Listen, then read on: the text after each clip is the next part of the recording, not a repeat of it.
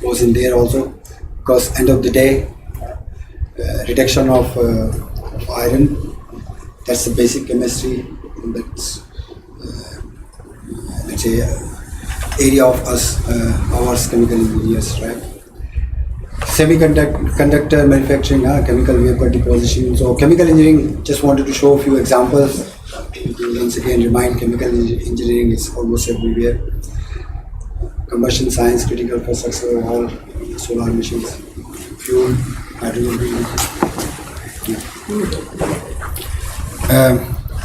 I think if you look around ourselves, most of the materials we see comes from crude oil.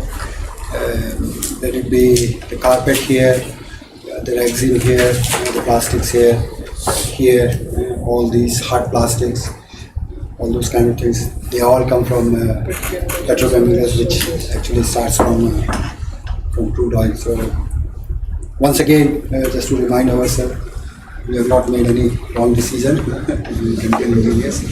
So, yeah. Industrial revolution we talked about in terms of CO2 emission and all those things yesterday. Yeah. Once again, people talk about industrial revolution, always the disadvantages, negatives. Life has become so complicated and all this. It was earlier better. One major advantage we saw yesterday: advances in medical science resulting from industrial revolution, resulting in life expectancy growing by 2 times over the last 100 years, 150 years. Yes, that led to many great inventions, right? And with industrial revolution, we also saw rapid urbanization, so people moving from rural areas to urban areas. Before 1900, almost 90% of population was somehow linked to agriculture. I don't know what it is now. At least in India, it's 50-60% now, and the number is decreasing every year.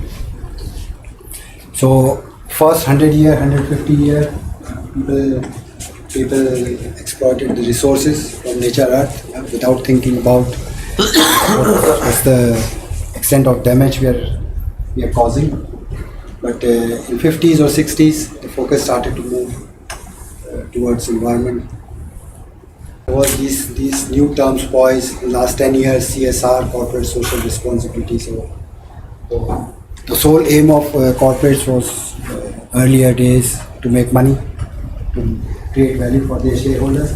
But slowly it was understood that the purpose of corporate, or one mission they have, is also the social responsibility.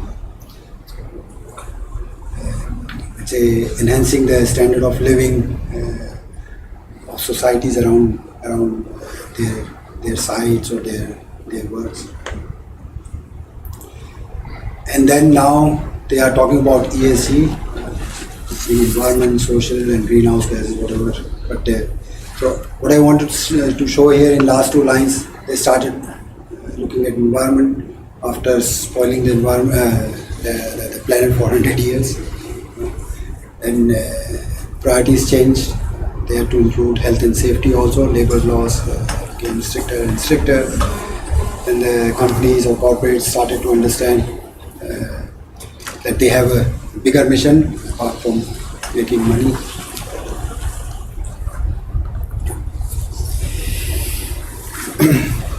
I think this slide, or at least the figures we have seen in earlier presentations as well, how we go from a conceptual stage to industrial scale, right?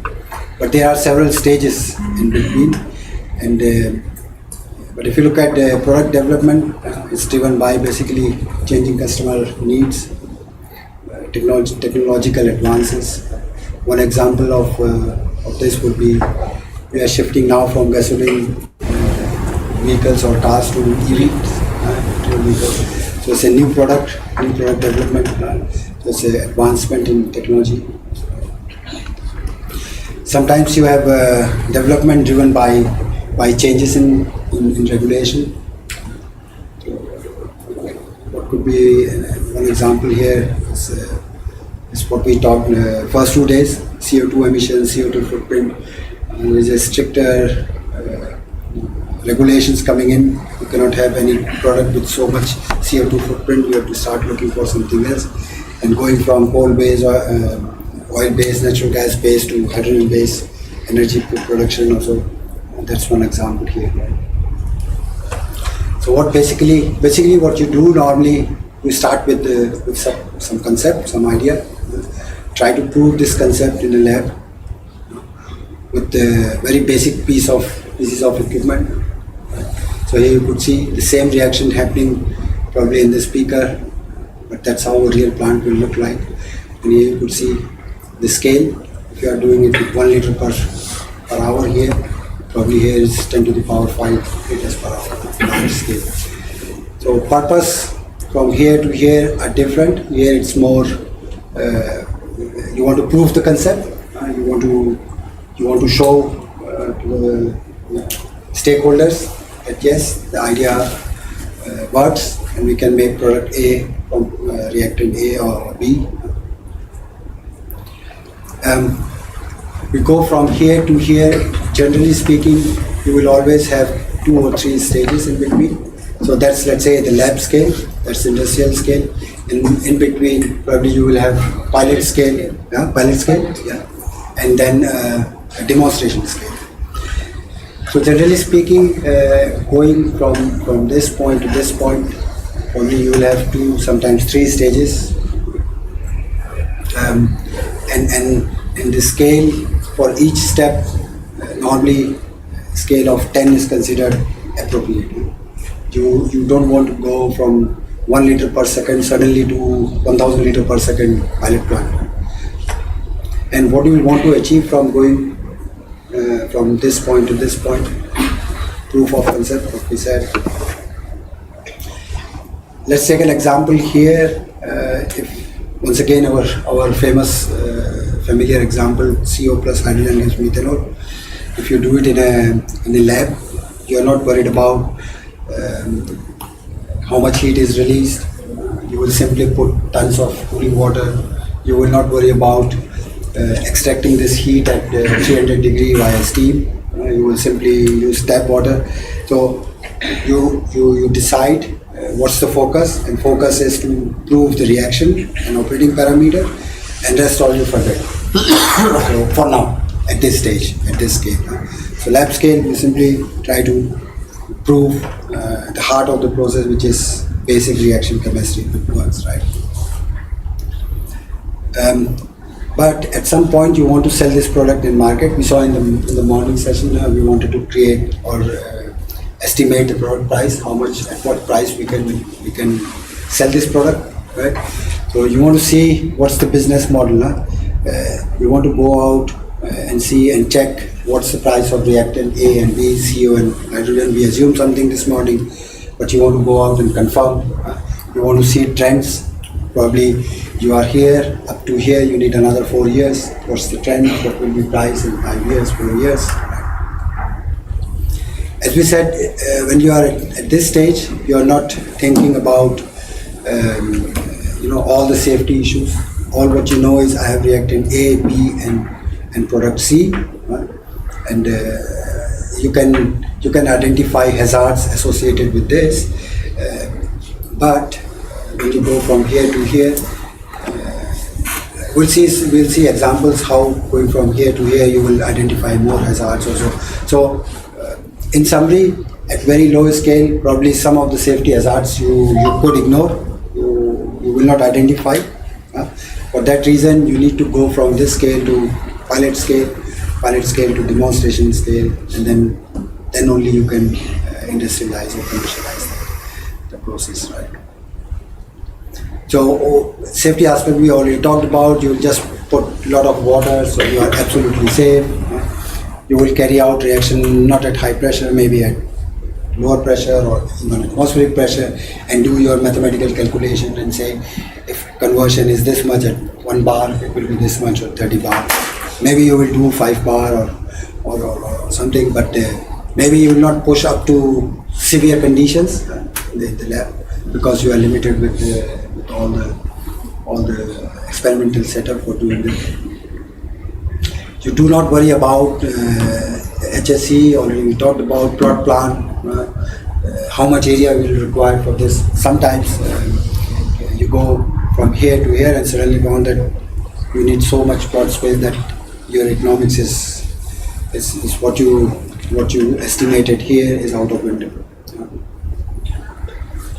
So going here to here, so there are a lot of uncertainties. That means a lot of risk, process risk, unidentified also financial risk, because uncertainties leads to inaccuracy, and inaccuracy means you have financial risk in your business model. So sole purpose of going from here to here is close the gaps on HSE points, all the safety aspects, all those things, and slowly manage your risk. So I think this example you have seen more than any other example in the last 5 days. Once again, carbon monoxide, hydrogen gives to methanol. Some specific numbers in the exercise this morning also we said, okay, volume of reactor required, we specify in terms of space velocity or specific volume requirement, catalyst volume, which is nothing but reactor volume.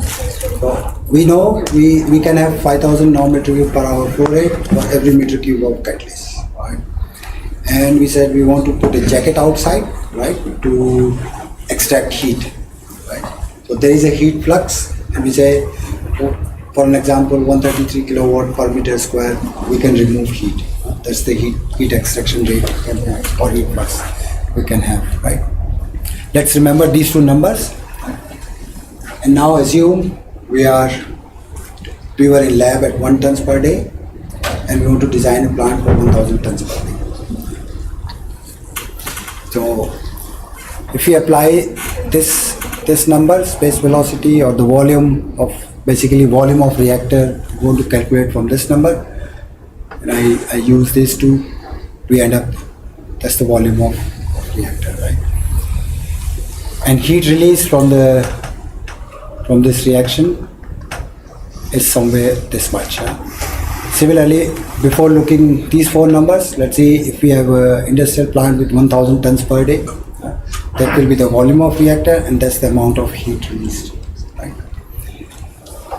Now, from this volume of reactor, if I assume some L by D, right, I can calculate what's my area of the vessel, right? So you could see my area of the vessel for 1 ton per day is 0.347, right? And for this volume, my area of the vessel is 14.7, right? But now comes the problem. We assume flux of 133 kilowatt per meter square. That means area of the vessel required for this one is 0.347, so all fine. At low scale, that's okay. But in industrial scale, we need an area of 147. But our area of vessel is only 14.7. So those are the issues you probably couldn't see when you are in the lab scale. In the lab scale, small volume will give you, that's a how should I say, a mathematics, simple mathematics. Lower the volume, higher will be the area to volume ratio. Right? You can do pi by 4 d square L and pi d L. So you could see lower the volume, higher is the area to volume ratio. So if you are at the lab scale, you have a lot of area, surface area for per meter cube of volume. But that's not the case if you go big, right? So how do you solve this problem? Now we need this much area, we have only this area. So sometimes you have to do 2 reactors. So probably then I have, instead of 14.7 for this capacity, maybe 24.7, 29.4. So that, but what it means, I have to pay more because I have to install 2 reactors instead of 1. So it's just a glimpse of what you can forget at low scale, problems, issues which can go unidentified, and those things you have to identify, establish while going from very small scale to to big scale, right? Similar issue with another example. Let's say we already established or calculated that for 1 ton per day capacity, that's the volume of reactor, for 1000 tons per day, 19.5. Now this volume corresponds to, we can calculate heat content of or energy content of your reactor volume, right? So, which is, I calculated for you all, it's 0.03 megajoule, but for this volume, it's 37 megajoule. And if I convert this into TNT equivalent, this is only 0.0089. So you are not worried about if by chance your beaker catches fire, because it's not a lot of energy. If you catch fire, maybe a very small, yeah, that's fine. But imagine you have 8.9 tons of TNT equivalent of. So this TNT is a trinitrotoluene or a trinitrotoluene, yeah, explosive. So normally explosive power you specify in terms of TNT equivalent. Yeah, so that's one thing. During lab scale, you don't need to worry about your explosive, flammable, toxic inventory because it's very small. But suddenly when you go to a plant, you have to think about how do I handle all this issue. Whatever I need, safety measures, evacuation, whatever. So suddenly your cost goes up and up and up and up. One more example in similar lines. As we said, we just put cooling water out. It's a very small capacity, so very small pump, maybe 300-400 rupees, maybe 1,000 rupees, and we are not worried about what's the pressure drop because it's a very small pump. Electricity bill is maybe a few a day, right? But once you go to a real plant, you have long length of piping, maybe 500 meter, right? You need to limit your velocity to 2 to 3 meter per second or even lower. Why? Because you keep velocity down, with this you keep the pressure drop down, you keep your electricity bill down, right? And those things you are not worried here, because here it's few hundred euros here and there for your whole month, which is not your top priority. Your top priority is to prove the concept, right? But when you go to big industrial scale plant, you have to do optimization everywhere. You cannot put pipe diameters which results into 10 meter per second, otherwise you will need so many pumps and your electricity bill probably will be more than your feed price. Right? So another example of what you can forget or what you don't see in lab and what you need to consider while designing a real plant. Another example you will most probably you will do in the air conditioned lab, but all the cooling water pipes are under the room, under the atmosphere, exposed to atmosphere, so a lot of heat losses and all those things. So those things you need to consider going from lab scale to. So repetition of what we saw in 3-4 slides, last slides. So initially focus actually it was solely showing the concept, chemistry, take the process condition. That's what we do during the lab. Actually, as the scale is small, you don't do any value engineering. Once you design your plant and then you do a value engineering, somebody else will come in and see, okay, maybe this reactor can be a little smaller, or you can work with 2 pumps instead of 3. You can make diameter a little bit smaller, save something. So kind of third eye view where somebody come and say, okay, there is a chance to save maybe 2%, 3%, whatever, some optimization, right? But that is absolutely not a priority here in lab scale, because you will spend 2-3 days doing this exercise and all what you will save is maybe 1 beaker, which costs you 50 rupees, 100 rupees. So priority is once again only on showing the proof or the concept, right? No focus on budget, cost, all those things. When you are in lab, you are free to put as many instruments as possible, right? You want to for an example, reactor. In in reality, you will only measure pressure at one point, temperature at one point. Maybe in lab you are privileged or you are blessed to have more pressure or temperature measurement points. So you want to check the temperature profile also. So in lab you can do more instrumentation also, but in field probably not. Otherwise, the factor, you remember, we had 30% of your let's say if your equipment cost is 100, your instrumentation is somewhere around 30. If you put so much instrumentation, your instrumentation and control valves and all those things, cost will be same as your equipment. So to keep it down, to keep it in acceptable range, you limit your instrumentation and apply only wherever it is absolutely required. You look about the quality.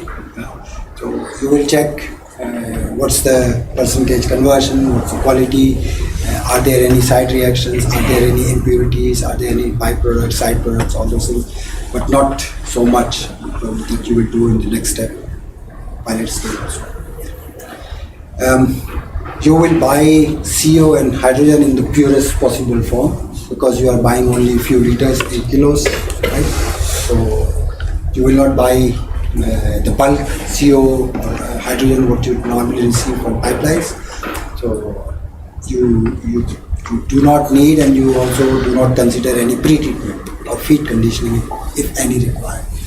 Imagine you bought very high quality CO and hydrogen here to do your experiments, to show the concept, right? You go and build a plant, and suddenly in market, in trucks or pipelines, you receive your carbon monoxide with a lot of impurities. And suddenly you realize these impurities are poisonous for my catalyst in the reactor. So you have to do pre-treatment. So those are few things what you slowly add on, look into detail while going from lab to industrial scale. Product purification also, you will produce methanol probably in a technique or equipment. You will measure the purity and calculate your conversion, whatever, but you will not go and separate it from your unreacted. Like this morning we were talking about 30% conversion, and we said 70% unreacted reactants will not throw, will recycle it back. So in industry you will recycle back, but in lab you will not put any effort for doing that. You will simply discard it. So we said we saw in the previous slide 1 to 10,000, and we said normally 10 to 20 is a good step size. You go from 1 ton per day, then go to a pilot plant with maybe 20 tons per day, then demonstration scale plant, then for 3,000, and then go 300, and then go to industrial scale 1,000 tons per day. So as you go from here to here, your development cost, of course, increases. Here it's only few beakers. Then you have to have real pressure vessels, metal, all those things for pilot plant. Then you go to demonstration, it's even higher scale, so bigger mass of steel to be produced. So cost slowly goes up. So if you keep the X low, or let's say put more stages in between, X here is capacity of this divided by this.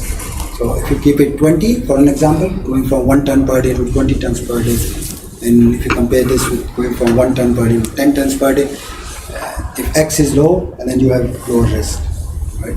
So more the steps between this to this, lower is the risk. High the scale, higher is the risk, because higher are the chances you forget something which could come later on as a surprise with impact on cost or on safety, right? Yeah, but if you skip, you could imagine if you skip 1 or 2, 3 steps, you save a lot of money also, and time sometimes, right? So for some products you have, let's say, luxury of time and money, so you can do go with several steps, small step, baby steps. But for some products, some technologies, you do not have that luxury, And carbon capture is one example. Society was talking a lot about carbon capture or CO2 problem 20 years ago, but everybody was sleeping, and now suddenly all these CO2 emissions regulations are coming in, and industry do not have time to realize all these steps. So they have to go very fast from this scale to this scale. It's a big challenge for industry. It's a big risk, a financial risk. All the financial institutions, they are also not keen on, if you go to a bank, they will always look at this development cycle before investing in your project. So they are not very keen on this fast industrialization of CO2 capture technologies.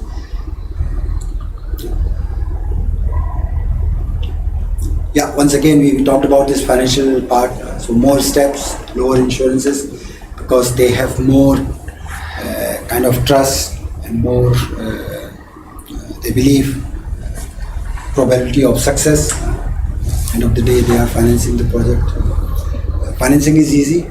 More banks or more people, venture capitalists are willing to invest in your project if they see you have gone through all the pain with all these steps. It's increased your public acceptance, better public acceptance. And sometimes, most of the times, it's up to you what you want to do. More steps, less steps, because end of the day, it's your responsibility to get the financing for project. But if public funding is involved, then it's sometimes absolutely required. So if public banks are financing the project, and then they have a checklist, and in their checklist, some steps are written, and if you don't have skipped one step, you are out of the office. So sometimes it's absolutely required. So we talked about technologies, and this word probably came up, technology readiness level. So here you could see, try to do an analogy between human evolution. That's how we all were looking a couple of millions of years ago, and that's how we evolved. Probably another 1 million years from now will happen to us. But that's how we evolve. In similar way, technology evolves. Right? So once you have this, you do not have much information apart from this one reaction and maybe how much reactant is required for certain capacity, all those things, how much energy, but not more than that. But slowly you go to this level. You even know what is the diameter and length of this very small pipe. So that's how you evolve. It can be so. This is a kind of a term, TRL, and it's normally from 1 to 9, globally accepted. We'll see the definition in coming slides. Historically, it was developed by NASA. So they were doing a lot of new technologies at a very small scale. When we say small scale, it means they develop some technology. Probably it will be used only in one rocket, maybe two, but not more than that. So not the scale in terms of capacity, but scale in terms of replicable plants or replicable units. So they toys this term, and to see always how mature the technology is. So we'll see in coming slide the definition also. And as we say here, it was applied to all the components used in this spacecraft. I think it's not readable, but I can read it for you, or maybe. So TRL 1 to 9. 1 is the extreme, this beaker and lab scale, where you do not have, apart from an idea, basic principle, concept, nothing more than that. And 9 is like more than one industrial scale plant operated for a certain number of time, maybe days or months or years. Means it's successfully industrialized, commercial product is produced and sold in the market. Right? You could imagine from here to here you go Now I can read it for you. So that's the basic principle. Then you go to the concept 2 or 3. So when we have proven the concept, that it's called the TRL 2 or 3. Then it's in lab, demonstration scale. This will go from 0.7. Demonstration scale, which is probably not more than 1 to 10. Means if industrial plant will be 1,000 tons per day. A demonstration scale more than 100 tons per day. You are already somewhere around 7 to 8. So basically, here you can also see. So there is no clear distinction. There are many overlaps, but generally speaking, universities and research institutes and public funded bodies, they are more in this area. So they come up with the idea, they come up with the basic beaker or maybe lab scale experimentation, then they go and do the pilot scaling, right? But more often than not, they do not have the corporate money to do investment in demonstration scale, at a huge scale. So, but that is the backbone of all the industrialization here. Everything starts here in lab, then probably a little bit more, continuous process, very small capacity. But just briefly speaking, 1 to 3, 4 universities, R&D lab, all those are involved. But then corporates must come in with their money to bring it from this level to this level. Why it is down at 5? Sorry? Why it is down at 5? Oh, you can go like this only. It's investment. Due to investment? Yes. So initially you need a lot of investment. Slowly, it's more. This graph shows investment and with the maturity. So probably in this area, you don't need much investment to increase the TRL level. So it's more you run your lab, a lot of money. Lab scale to pilot plant is up to 5. Yes. Lab scale to pilot plant is 5. Then 5 to 9 is industrial. So from somewhere here we go and put. So that's why it's a good question, comment that here why the curve is going down. Because here you are in your lab scale and pilot scale up to this point. So a lot of investment here, but then you receive a lot of data and then you verify it, do calculations. So not a lot of investment, but your TRL level is increasing because you are proving and looking after all the safety aspects, identifying hazards, all those things. So in this reason, you do not make much investment, but in terms of money, in terms of equipment, but in time, but your TRL is still increasing. And somewhere here, you have to start investing in the real big demonstration plant, which costs much more than the lab scale plant. That's why this graph goes somewhere here. And this point, and there's another curve here, the business gain versus the life cycle of the project. So this point is somewhere here. So you do your R&D. So this thing, I think I showed it here also. So this region is somewhere here. You can see this plot if you simplify something like this. And once you are at 9, that means you have already started selling the product and started to make money. So business gain starts at this point, which corresponds to this point.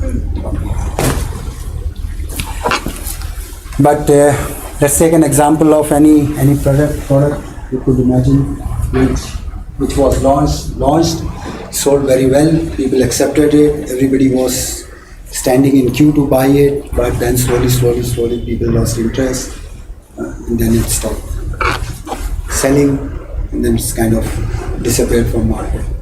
When you think about any product from the last 10 years. Patanjali. Sorry? Patanjali. You have to be careful.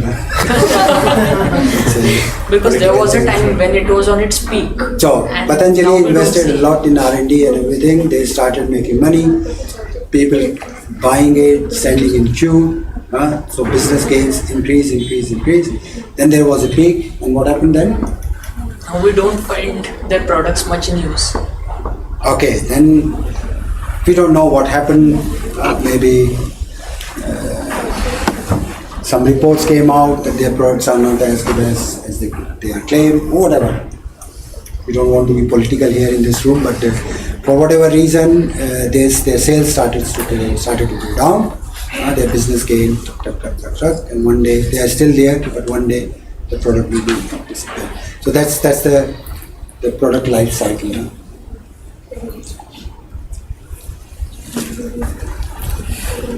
So TRL is one thing for one process step for this reaction, right? But there is another term called integration readiness level, or IRL and SRL, right? Basically, SRL is more about clubbing several TRLs in one to simplify it a little bit more. So you could see first 3, 4. There is no clear distinction, but first 3, 4 they combine. The interaction between the technologies, and they have different scale. So here the scale was 1 to 9, here 0.1 to 1 to 1. So some terms probably you will see or you will hear in coming years of your professional life. Then there is a term called disruptive technologies, which name implies completely disrupt the market. You cannot imagine once upon a time all the bicycles sold in the market were of this type, right? And somebody thought about the safety issues, right, and came up with this idea, and this completely disrupted the market, and these bikes were disappeared within months or maybe years, and then even today this design is very well still existing and very well accepted, right? So somebody was sitting here on top and falling from height was an issue.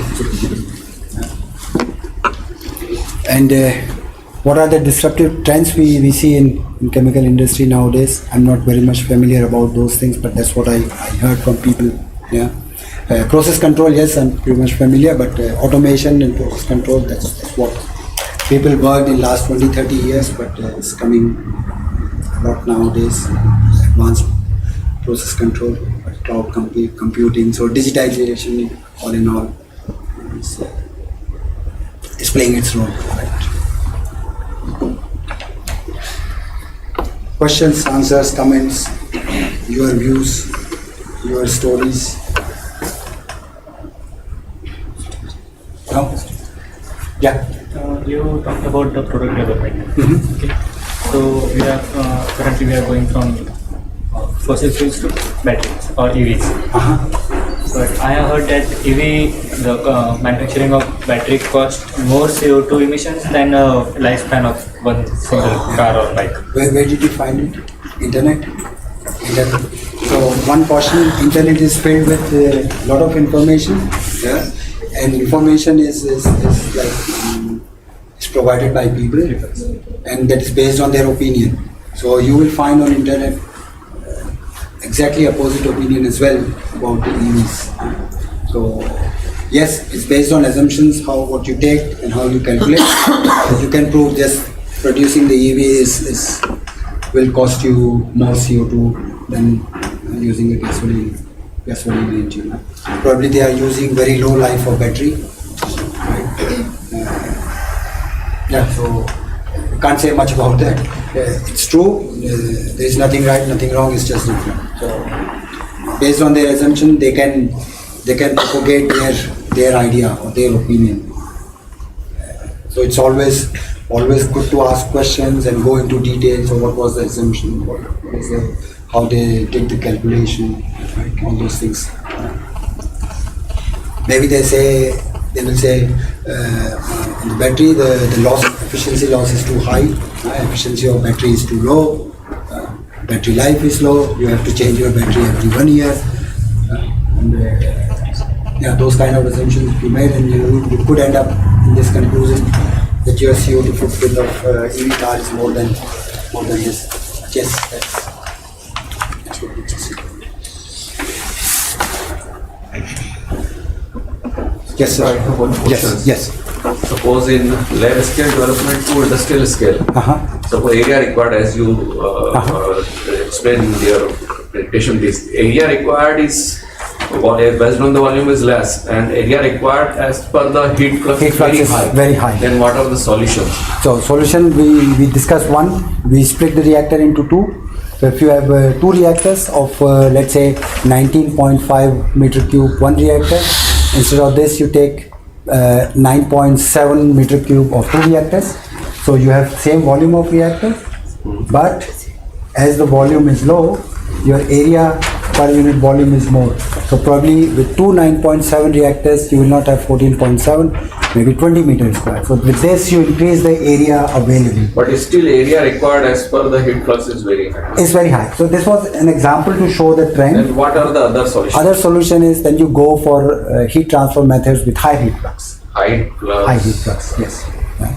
So instead of jacket, industrial plants you will not have jacket, but you will have a coil. Limpet coil. Huh? Limpet coil. Limpet coil inside your Sometimes chillers, chilled chillers, waters is used. then you don't go with cooling water 20 degree, you go with chilled water. So with the same amount of water you extract more. It's more heat. So those are the solutions. But the idea here was more to show what could be the problems. But before separation of one reactor into two, it is better to use chilled water or just It's again the capex opex. So because if you go with two reactor, Then you operating pay cost, more. Then you have operating fixed cost is issues also. low, but operating cost will be high. Operating cost will be high. You need to split it, probably more pressure drop. Okay, that's all. Anything else? All clear?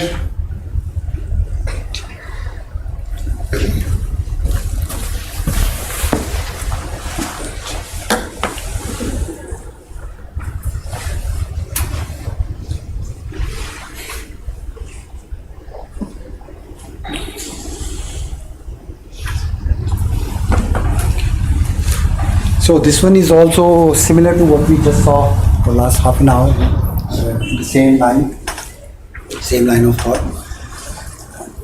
We saw the project life cycle, we talked about it, we didn't see it in detail, but now we'll see what exactly is conceptual, pre-basic, basic, detail, how we execute, and then finally operate, right?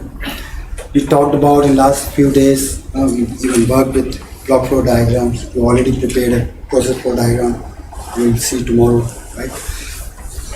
So what are the differences? What information will increase from this to this? What are all project stakeholders? The client, contractor, suppliers, vendors, society, authorities, governments. Right? So and we are talking about process plant, chemical plants. So it's not only chemical engineers, but we need mechanical engineers, electrical engineers, all kind of other disciplines. What engineering tools we use? Somebody was asking, are we going to do all these calculations in real life? Not really. You will have softwares available for this. You will have tools to calculate your capex, calculate the weight, all those things. So those things we'll see. We'll see in coming slides, right? So project life cycle, initiation, you define it. So let's assume you are already already passed through these TRL levels. You have done your lab scale, you have done your pilot scale, demonstration scale, and now it's time to launch the business, build a real plant. But building a plant is also not an easy thing. So what you do, you start with initiating the project, defining it properly, planning it. You execute it, then you construct it, you perform, check the performance, control it, and finally the project goes on. So what we do in this phase, basically detail out all the tasks we perform, necessary tools required, skills required, hire people, buy all these tools if you don't have, right? Control, you keep check on your cost and schedule, right? And finally you close the project with the proper documentation, right? All the contracts are closed, wrap up things, and then hand over the plant to So please can you go? Yeah, sure. So we are talking about, in the last session we saw how we go from concept, lab scale to demonstration scale, pilot scale, and then to industrial scale. And now we are talking about a real project where we will build a plant. So how this plant will be designed, how the project will. Right from the conceptual stage. Conceptual stage. So conceptual stage is gone. Now you really want to build it. So you will go out, define what exactly you are going to do, execute it. Execution means you do your pre-basic engineering, basic engineering, detail engineering, go out and buy the hardware, go and construct it. You control during the project execution, you control the whole project based on your cost, schedule, all those things. Finally close the project, hand over the plant to the owner, the client, and he will operate. Erection, plant erection, is it the same? It's the same thing here, all comes into execution. Okay. So it's like execution here means basic engineering, detail engineering. You develop your engineering documents like PFD, PNIDs, operating manuals, all those things. You go to the next level, detailed PNIDs, conduct your HAZOP, cell studies, all those things. Finally go and place the purchase order, buy all the equipment, all the bulk, piping, instrumentation, control, each and everything what you need. Once everything arrives on site, you start erecting it, do civil work, construct the plant, do the commissioning, hand over the plant to client. And before closing, you do the project closure with properly closing the contracts, wrapping up things, proper documentation. And then you as a contractor, engineer, you are out, client has its plan, and then everybody is happy. I have seen many local Nagpur industries which I visited. They asked me for the HAZOP studies, and I was surprised. They didn't even have any of the documents. Even not the PFD. PFD they have, but PNID they don't have PNIDs. In explosives, not about solar explosives, but other small scale. But government has mandated now some. But Yeah. there are many such things I have observed. Yes. It happens. Means they are not going through all these steps, right? Exactly, am I correct? Whichever you That's have correct. So told. there are no standards or there are no obligations for these Obligations, industries to adopt these standards. This is more company standards also. But I think we had a big session on safety yesterday. There was a slide. Yes. Yeah. It's the Yes, they don't have any of these things. Even this HAZOP simple sheet. so that's what we started, and we emphasize a lot on this. So you need to have all the engineering definition prepared. All the PFDs, PNIDs must be there, and then only you can do a good HAZOP. If these documents are not there, you can't do a good HAZOP. So we talked a lot about HAZOP. We even did an exercise with guide words, parameters, all those things yesterday. Guide words, Yeah. SL studies. Yeah. Ignition probability, right? Sorry? Yeah, ignition probability. Ignition probability, Yeah. probability of failure on demand, target acceptance, all those things we did yesterday. We calculated the cell level. Still level, yeah. So for one example, and in 20 minutes there will be exercise. They did. Now there will be exercise in 20 minutes. So we'll give a small example, and they will do a small HAZOP on 2 guide words and 2 parameters. Parameters, yes. And then 1 hour with They the have to HAZOP. break it into notes I'll give them a small part which is already a note of single note. on single note, and then there will be another exercise or the same exercise once they have done the HAZOP and they have their recommendations. If they have to implement any other safety layer also. Risk level, what is the risk level? So they will go and do the cell Yeah. study as well on the same exercise. HAZOP metrics. HAZOP and then cell. Yeah. So they will Risk do metrics will be there. risk metrics there, but I asked them to do the HAZOP and the cell they do based on the LOPA method. So not the metrics method. So cell study they have 2 methods, LOPA method and matrix method, and we will do qualitatively with the Yes. LOPA method. Right? Generally we incorporate this risk matrix into Yeah. HAZOP sheet itself. Yeah. After incorporating, what is the risk level now, high, low? So give me a second. So that's what the risk matrix. matrix, Yeah? yes, yes. So based on probability and Some consequence. companies, they have their own risk matrix. That's Can company be 4 by standard. 4, can be 3 by 3, and Yes, some, yes. some they have their risk level defined on Yes. means people, asset basis, or So there are three environment things level. for one for monetary money, one for fatality, and one Exactly. for environment. Yeah, so environmental asset three and- level of yes. acceptable risk. Risk. That's what we saw yesterday. Okay. So what's every company has their own 10 raised to 60. target acceptable risk. Acceptable. Some companies will accept one fatality every 1 million a year. Some Yeah. companies will say we accept.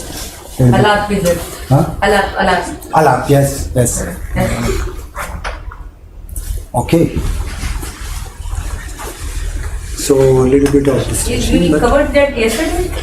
we covered that yesterday, yes. Oh my God. Yes. That is a terrible topic. I will share the slides in any You are case. invited for extra classes. I definitely like to have that.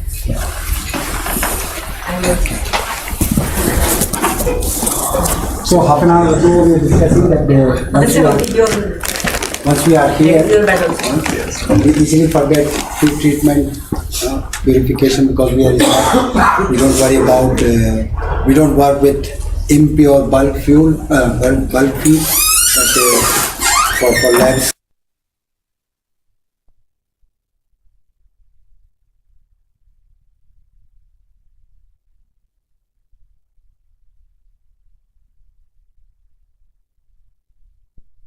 Estimation based on raw material, utilize cost, all those things. So that's what you do here. Another let's say cycle you could see here. You do your market research, pre-feasibility study, feasibility study. At this point already you start talking with the authorities, do your environment impact assessment. If you build this plant, what will be the impact on environment, nearby river, how much effluent you are going to put in this river, how much venting you are going to do, how much air emissions you will have. So impact on environment already at this stage, right? Because this can cost you 3 to 5 years, and depending on complexity, size of plant. Right? So once this phase is done, you start the plant, you operate the plant, and finally you operate it for 20 years, 25 years, whatever, and then you finally decommission it.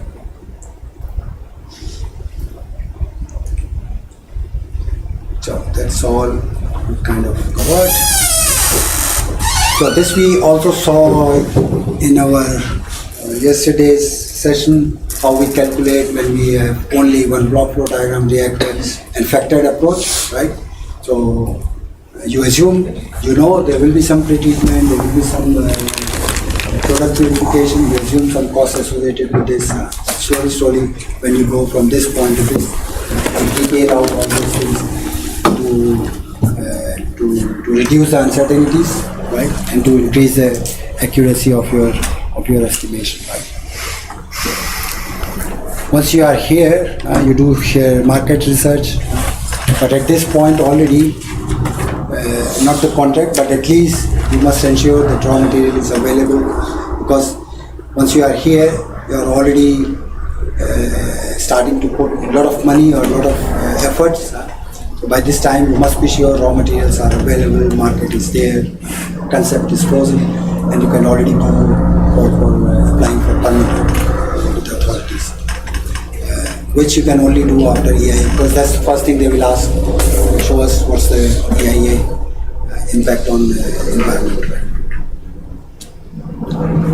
So once you have reached this stage, already spent maybe 2,000 hours, 3,000 hours on engineering.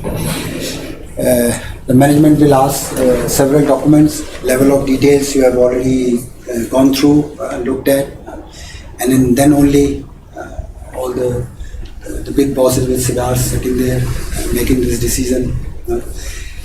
once they are convinced that you are sure about what you are talking, they will make the decision. Yes, we will invest in the plant, because till now at this point probably you have spent maybe 3%, 4% of the total cost of project. But that's a gate where they say, okay, we agree with your idea, with your concept, with your planning, and then we go ahead and make the decision. One prerequisite is for investment decision most of the time is the permits are approved. So management never approves a big investment decision or gives a big investment decision, positive decision, until you show that permits are granted. Right? Because once the investment decision has been made, they have made the commitment, it's kind of binding. People here doing the engineering, they will go and legally binding purchase orders or ask for the supply of equipment, which costs a lot of money. So until unless this is approved, and we are sure from the government side, management will never sign off the investment decision, so that you can go with the money, with the clearance that yes, we can buy the equipment now. Project financing is not always true, must be secured. Ideally must be secured before the decision. It can be, as we said yesterday, can be internal, can be external, debt or equity. Maybe you are more familiar with the financing, project financing also. Yes, but this permission, and because we have to ensure from MOEFCC, which is a What's that? Ministry of Environment. So authorities, local authorities, yeah. for Local greenfield and the brownfield projects, Yes, we have yes. the conceptual level. So that's the permit, huh? Yeah, That's the permit. permit. And there Permits can be for construction, permits can be for operation, permit can be for extension, even even like the extension. brownfield. Yeah, even extension. Yeah. So that's all in permits, huh? Permits approved once you have this.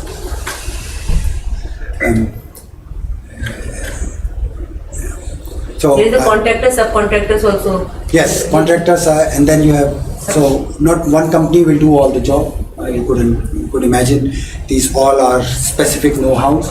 So not one company has all the know-how. Probably they have to go to somebody else. That's called subcontractor. But if you are making a contract with some one company, and you make a contract in a way that they are allowed to go to their subcontractor. So legally, we are not directly linked with subcontractor, but our contractor is legally bound to subcontractors.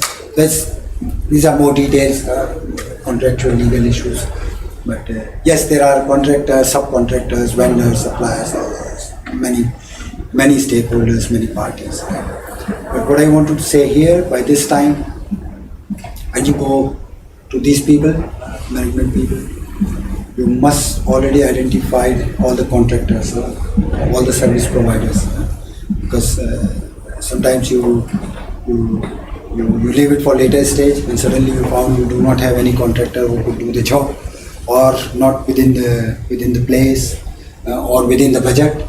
Somebody is available but he's asking 10 times what you assume. So all those things needs to be identified. You must be clear about all those things already at this stage before the investment decision. This is an environmental impact assessment, EIA. That Yes, is very important. environmental impact. Yes, assessment, yes. That you need to do before going to these people for permit application. Yeah. Authorities will ask you, please show me this EIA report. Yeah. And there are many things you have to get it done. You will not do it yourself because you will not be referee of yourself. So you will do it from external consultant, and they need to be qualified, verified. Many aspects. Niri is well known for EIA report Sorry? pressures. Niri agency in Nagpur. Okay. So one example, and which kind of projects for all? All type of criteria 1, criteria B, B1 and B2. Okay. And they subcontract for the safety aspect for another. Because they want 2D studies, 3D studies for consequence analysis for QRA. If that is in Alar prison or something for social, individual risk or social risk. Yes. Just you have shown 10:6 or 10:4. Yes. Yeah, a country specific criteria. Yes. Yeah. That's That's a country specific. country specific. India is has not its own, that standard. We follow EU or European standards. Okay. Yeah. So what you probably see from comments from other participants, other professors, that there's a lot of efforts going back of the stage. Environmental impact. Yeah. So a lot of effort is required to reach this point. So once we have the investment decision from management and the authorization, really money is released, you have the money in your pocket, you can spend it, you start buying the equipment, plant, hardware, all those things, start the civil work, prepare your site, start the construction, install all the piping and all those things, all the equipment, pre-commission, commission the plant, you clean it up properly, sometimes fill it with nitrogen, leave it, pack it, then there's a special startup procedure depending on what kind of plant, what kind of material, what kind of raw material product we are handling. So whatever is delivered to you, you will always do a lot of testing in the shop, workshop, once arrived on the site, probably once with the water at high pressure, then probably with air, then probably with the live material, slowly put energize the whole system and make it ready for the startup. So that's all in this phase, detail engineering, construction. So once you are ready for the startup, all necessary checklists, you check once again, all the pre-commissioning, commissioning completed, nothing is left. Safety is probably taking very high priority in this time, just to get the clearances, just to get permit. Probably here, still very high priority, but not so much. But once you have the hardware, once you have energized the system, you have live electricity, you have steam, you have flammable reactants, toxic components, all those things. Safety becomes the top priority. Nothing is about safety once you reach this stage, ready for a startup. So you check once again, this is done properly, the earlier stage, you check all your safety system once again, right? All active passive methods are there, required permits in place. So as I said earlier, permit can be for construction, so at this point probably you will not receive permit to operate, but you will receive only permit to construct. You construct it for 2-3 years, then you go to the authorities once again and prove them we constructed the plant as planned or as we submitted our proposal earlier.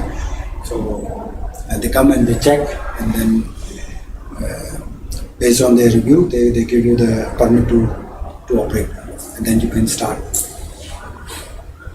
Most importantly, all stakeholders are agreed that the plant is safe to start up. And when we say here all stakeholders, then it can be a small fitter, a small person who was opening the wall, and up to the CTO of the company, CEO of the company.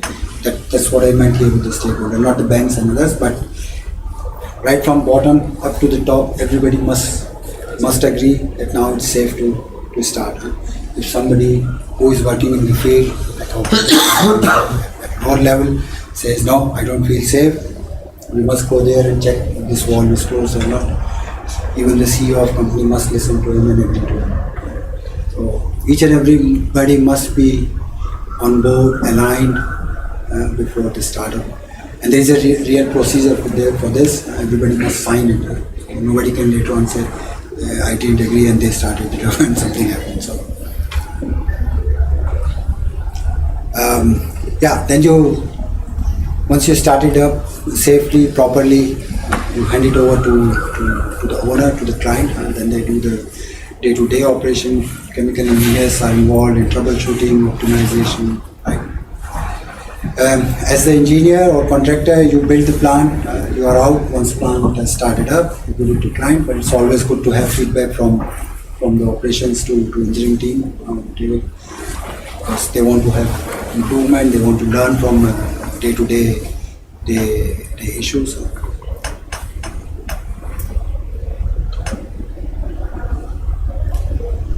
So we said the feasibility startup in between ENC, engineering and construction. So that's the phases. I think you were asking, conceptual design, then you go basic, detail. So in terms of diagrams, here we are only with one page block flow diagram. We talk many times. Then you go to basic engineering. Probably you put instead of reactor plus separator plus cooler plus steam drum plus all those major equipments.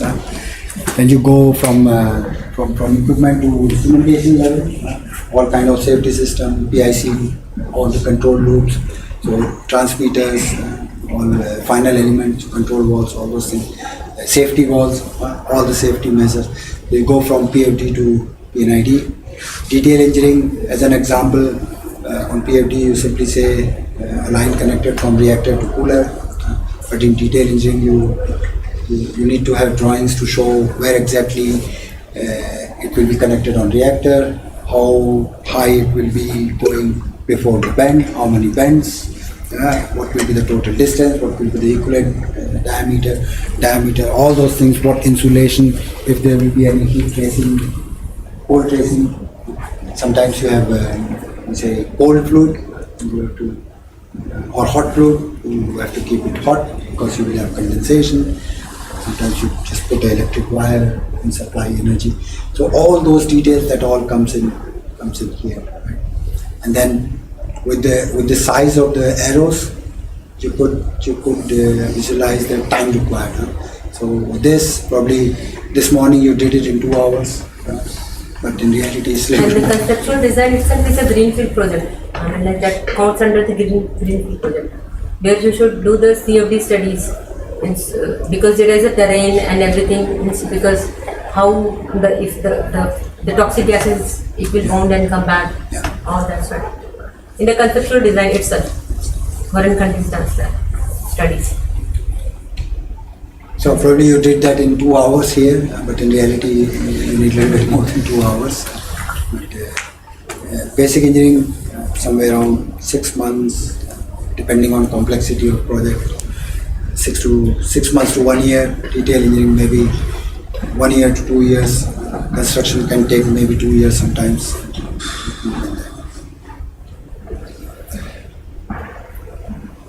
So I think this is repetition of what we said earlier. 3 to 6 months, probably 2 to 3, or maybe a little bit more full-time employees. So in principle, you have a technical solution. You do hazard identification, but you don't do a HAZOP at this stage, because for HAZOP you need all your engineering definition, which is process flow diagram, PNIDs, operating manuals. That those things are only available in this time. So very high level cost estimation, we did that yesterday. Just one reactor, put the factors, keep putting factors, you have your capex, right? So very high level, quantify your, and we saw high level estimate means a lot of uncertainties, and uncertainties means accuracy is low, maybe plus minus we'll see plus minus 70%, 100%, whatever. That means your risk is high, financial risk is high.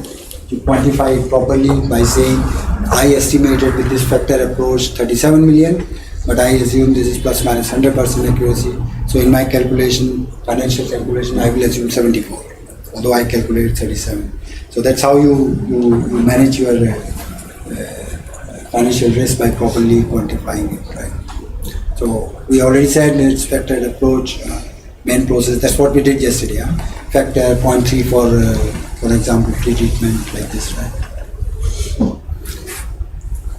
Yeah. So most of the time it goes in parallel with the permitting, financial applications, right? It's also a key gate, go no go from management. At this stage, probably you come up with for example, methanol price. We'll see tomorrow how much you calculated. But if you end up with your calculation methanol price of 400 euro per ton, probably management will say, okay, thank you very much. It's not a good idea. Selling price in market is 350. So it's a major gate, major no-go point, right? So here, as we said, a little bit more, 6 months to 1 year, 1 year, few months, right? 10 to 15 full-time employees, completely dedicated, working on this. So it could be different disciplines. Sometimes it's proactive. Once process engineers have done their calculations, so it's like average 10 to 15 full-time employees from different disciplines. It will definitely end up with a frozen technical solution. That means after spending 15 months or 1.5 years, you're not going to change your technical concept. This is my flow sheet, this is my flow sheet. Small things here and there are fine, but you're not going to say, now I produce methanol not from carbon monoxide or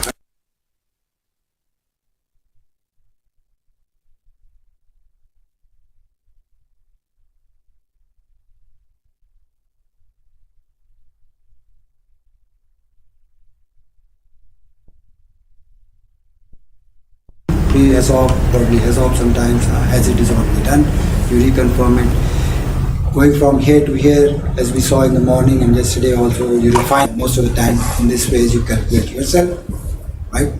So, all in all, you refine your cost estimate. With this, you increase or reduce the uncertainties and increase the accuracy.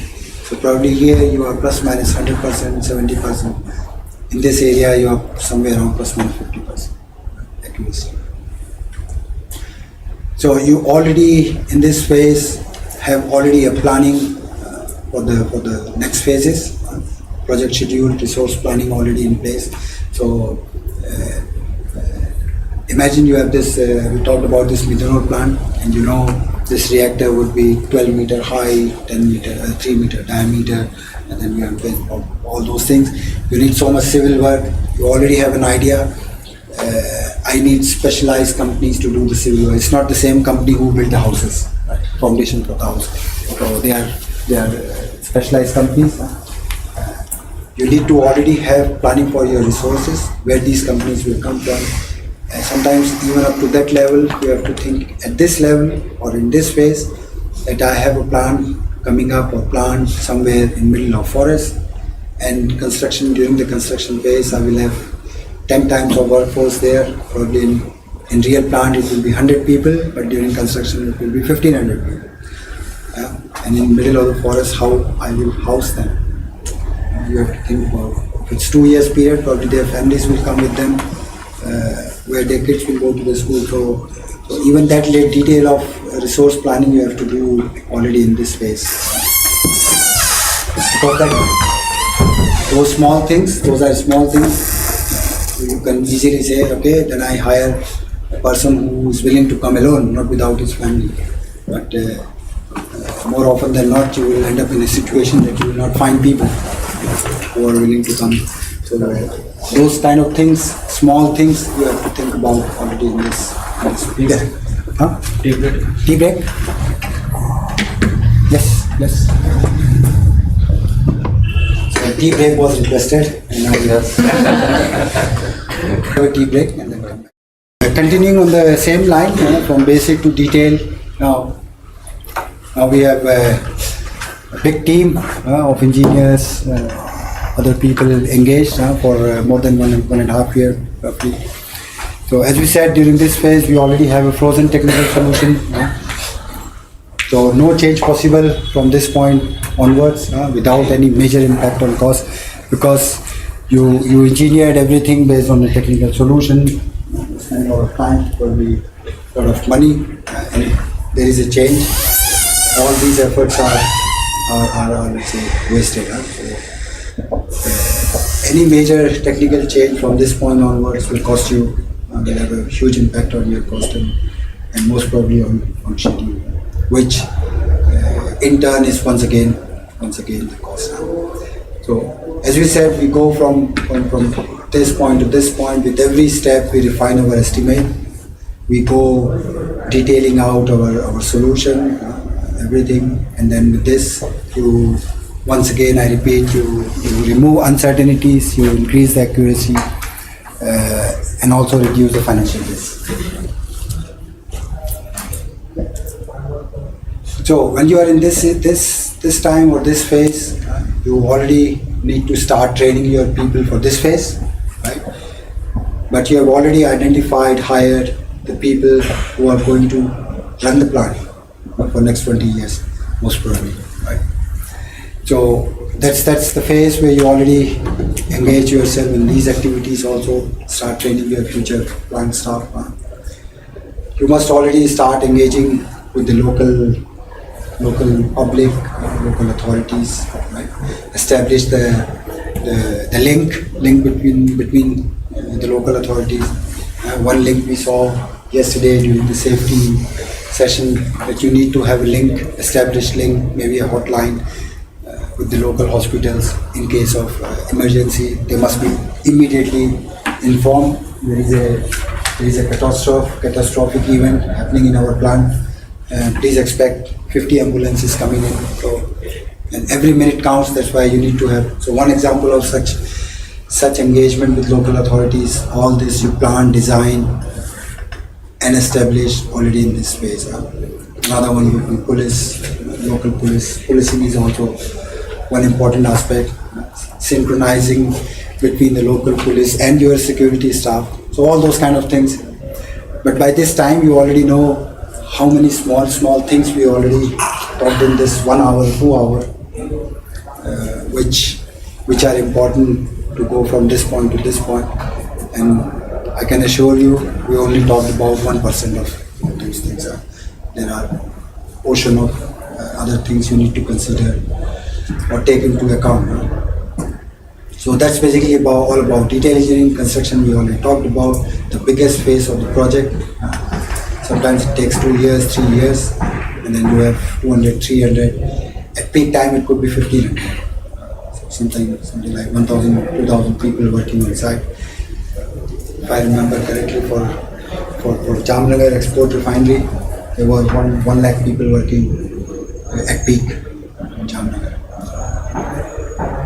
Just to show the scale based on complexity of. So until this time, you planned everything. You work with computers, you work with paper, pen, all those things. And as we said in the morning, or probably yesterday, this is the time where you lock your offices and go out in the field and start with the, how you call that, Howda and Tagari. So real work, you start the real work here. Right?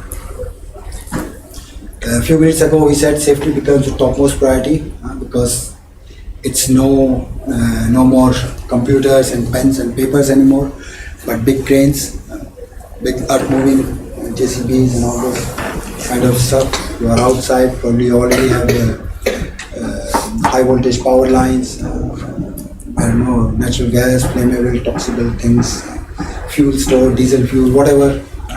Means you are moving from very safe environment of air conditioned office to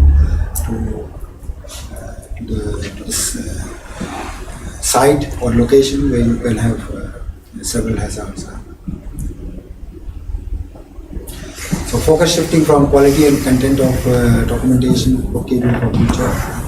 So until now you did all your calculations and you could imagine this. If you, for a typical chemical plant, if you think about the amount of paper, probably you will fill this corner of the room. So a lot of documentation, drawings of each and every nut and bolt. So now once others are busy in construction, you try to make your bookkeeping good for future references also. So the same slide once again, what we do from here to here. Here you just prove the concept. From here to here, you do pilot scale, you do demonstration scale, make your business model sound. With every step you identify and work on your safety aspects. With every step you reduce the uncertainties, you increase the accuracy of your estimation. Thereby, with every step you are managing your risk, financial risk, to be specific in this case. So once again, in terms of diagram, that's how it looks like in conceptual stage. Just an example, not really it looks like this, but just to give you a feeling. Block flow diagram, and you have process flow diagram with some other other equipments. Here you say distillation, but here you show it as a column with number of stages, reboiler, condenser, other equipment. So a little bit detailed. But then, so this one is, as the name implies here, it's more to explain the concept, and people should not complain, distillation don't look like a box, but it looks like this. So because it's a block flow diagram, it's with the blocks, and you can go with the process flow diagram, with the real pictures also. So idea is to go and add on details also. And on this one, most probably you will have all the hardware Just, you are going I want to add just Yeah. if this is the tag number, see. Yeah, so here's we talk about the blocks, and then we add on the details. And on typical PID, you have almost each and everything what you will find if you go in the plant. So basically, that's the idea, or that's the requirement of PID. Once you reach the construction stage, that anything you can find in the plant must be on your PID. That's the diagram. So if you have PIDs in your hand, probably you can know each and everything about your plant. Right? So it's all about adding on detail, going from this level to this level, and we kept repeating it, we kept seeing it, hearing it. As you add details, your uncertainties goes down in terms of safety, in terms of cost estimation, your accuracy increases. That means your process risk is reduced, but also financial risk is also reduced, right? Hello? Yes, hello. So all what we saw, I taught in last 1 hour, 1.5 hours on these four, 5 stages of the project. I summarized that in this one slide. So efforts wise, conceptual is mostly in-house. You, within your company as a client, you just go and ask appropriate colleagues, 1 or 2, sit down, work for 2-3 days, maybe 2 weeks. So all in all, conceptual work efforts are mostly in-house. Feasibility studies, if you are well staffed, sometimes you do in-house, but also sometimes you hire some external consultant, engineers. Basic and detailed engineering and construction is never in-house. As we said earlier, it's a specific know-how, specific knowledge, design knowledge required. You probably as client have a lot of operational knowledge, know-how, but not the design know-how.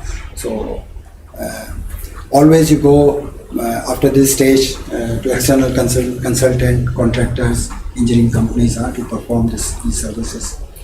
Efforts wise, amount of effort very low in terms of percentage of the total project cost.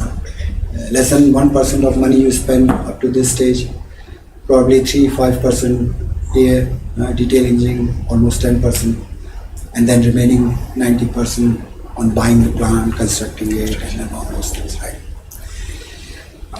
Definition wise, you have almost nothing apart from one piece of paper with 1 block, 2 block maybe, that this is reactant A, B going out, reactant product B or C, whatever.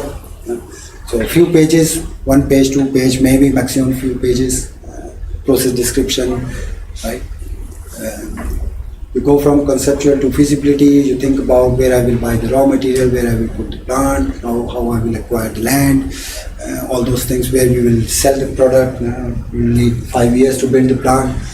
What's the market forecast for product we are going to sell for next 5 years, or probably 20 years, because we are going to operate for 15, 20 years, right? So those kind of things you do here in this level. Then you go with a little bit more definition. You start generating process flow diagram, how everything will look like. You will start sizing the equipment. You know main control loops, say major safety systems you will install. So going from this to this, your engineering definition will grow from none to complete. Because before entering construction, your definition must be complete. So you grow from 0 to 100, slowly. Financial risk, we talked on every slide. Initially, your risk is very high because there are so many uncertainties, so many things you have not seen. Sometimes some things you have forgotten, some things may come up because of more definition as surprise. So there is high high uncertainties, less accuracy, which leads to high financial risk. How you counter it? By properly managing it, by properly taking margins also, right? So as you increase your definition by spending more time, of course, you reduce your financial risk because your accuracy is going up, right? Same with the process risk. Once you are in this stage, it's only one block flow diagram. You just know one reactant, two reactants maybe. You don't know any other hazard arising from anything else. So as you go in detail, you identify more hazards, risks. In this stage, you have before this stage, you have already identified all the hazards. In this stage, you already managed it. So with managed, we mean you identified the hazard and you already suggested and implemented all the safety measures required to reduce the risk of these hazards. In detail engineering, you do the SIL study and reduce the risk to acceptable level. Right? In terms of accuracy, plus minus 90%, 100%, 50%. Once you have finished your detail engineering and this finishes with real offer from supplier, you already know I need 39.31 tons of steel, so very accurate number, and you already have an offer from somebody who said I will supply it for 10.21 euros per kg. So it's very accurate. Percentage accuracy is you have at hand all the offers which are actual and valid for next couple of months. So percentage accuracy or percentage error we can say is zero here. It's actual. Time wise, we said little effort here, sometimes days, weeks, but never more than 2-3 months. Feasibility study, depending on complexity, trouble with authorities can take up to 1 year because that's a major part of feasibility study. You already go perform an EIA, environmental impact assessment, go to authorities, start an early dialogue with them, all those things. So can take up to 1 year. Basic engineering, as we saw, 15-20 people working for a couple of months, lot of documentation, lot of engineering to be done. So up to 1 year it needs, right? Detailing out everything that can take also a lot of time because you have done your work, now you go to the supplier and the supplier may take several months to do the engineering before committing anything to you, that I will supply this for X price and which is valid for next X months, right? So time wise, very little time here spent, 6 months to 1 year here, 1.5 year maximum here, depending on complexity. So, but yes, right from inception of idea within the company up to putting the purchase order or start to buy the equipment, 2 years, somewhere around 2-3 years, and then another 2 years to construct the plant. So you are already 5 years. We're talking about 5 years. Some people may retire already in this time. A long period, but this plant will also operate for 15-20 years. I think that's it from my side on these two topics. Any questions, comments? I can answer. For project and startups, we need money. So how to keep up with the investors? How to convince the investors? Right. Good question. Very good question. So we talked about at some point, I don't remember on which slide, but business plan. So once you have your conceptual design and your basic engineering, somewhere here, I think it was, on this one, we said this is the point where you go to the top management of your company and ask them, so this is what we have done. We have done our market research, pre-feasibility study. We have already talked with the authorities. Permits are granted, at least for construction and in principle also for operation, right? With this, and the investment decision is made by the management. With this, you can go to the bankers, people with big pockets, right? And then you show them your business plan. That's our production cost, that's our price. With this product we are going to sell it. That's our business plan, and that's how we are going to return your money with interest in 10 years, 15 years, whatever time. And then there's a big review process. It's not like a loan for a bike. You go into the room, you spend 5 minutes, you give salary slips of your father, whatever, 3 months salary slip, I don't know how it is here, and you are done. Right?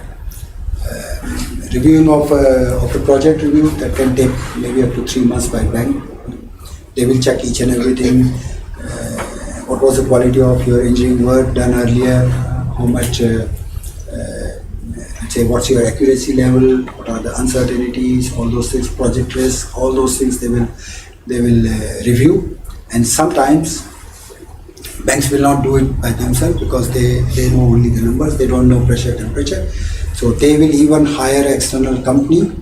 You will prepare your project report, business plan, everything. You will submit it to bank. Bank will go to a third party, external consultant, and ask them to review the technical details, everything, and give their feedback. Based on this, if they have confidence in your business plan, and if they see that they can grow, their money can grow, they can add value together with you, they agree to support you. That's how. We go to a bank, we talk about this TRL level, technology readiness level. So let's say, for example, if you go to a bank and say, I want to put up a plant for sulfuric acid, and sulfuric acid is an established technology, and such plants you can find almost 100, 200. So bank can finance you, right? But if you go to bank and say, I want to build a plant for liquid hydrogen, maybe, they will simply say, it's not money, this is new technology, maybe you will fail. So the level of trust and probability of success for them, it's low because it's TRL low. It's not as well established. In those cases, venture capitalists, those are the people who will fund such low TRL projects, right? And these venture capitalists, where they get money from? So normally what they do, they are in contact with some rich people. So let's say you have a lot of money, and one venture capitalist approaches you and say, okay, I'm going to manage your wealth, give the money to me. Well, not actually, but virtually, you give the money to me. I being as virtual venture capitalist, I have so many rich people in touch of me, and I manage their wealth. And I say, okay, we are going to invest your money in his project. His project is a new project, but it's very promising, and we have confidence in it. But not the public banks also. So venture capitalists normally fund low TRL, new projects, those kind of things, and banks normally hesitate, because they are more into conventional projects, well established, where their money is safe. Chances of failure is low. Probability of success is Talking high. about failure, that not all startups do stand for business needs. They succeed in their projects. Yes, exactly. Then how they repay their investors? Well, they are default. Default. Yes. So from the venture capitalist or the financing side, I must manage my money in a way that, okay, I'm going to put faith into 5 projects, and I already have back of my mind one is going to fail, but from 4 I'm going to have so much return that I can manage one loss in one of the projects. So on the financial side, you take into account all those risks. So investors don't take any actions on the defaulters? Oh, that depends on the local regulations also. So yes, if you are taking, for example, in simple terms, if you are taking a bike loan, you are signing that you are obliged to pay back, right? And if you don't have money to pay, they can come. वो क्या बोलते हैं गिरवी रखा security deposit, so it can be in anything, so they can come and seize your house and recover the money what they do. You can file bankruptcy once you go to the courts. I think we also in India also have now bankruptcy laws. So you say, I started a project, unfortunately I failed, and whatever I had to pay back 100,000. But unfortunately, I am worth only 20,000, so I sold my gold watch everything what worth money I sold out and I paid as much as I could, but 80,000 is still remaining, and then court will say, okay, this is now zero, but for next, like in Europe, for next 7 years you are not going to allowed to own anything. If in next 7 years you created wealth again, you have to pay back 80,000 remaining. But if you stay without any wealth for next 7 years, that debt is gone. So investors they have to write off this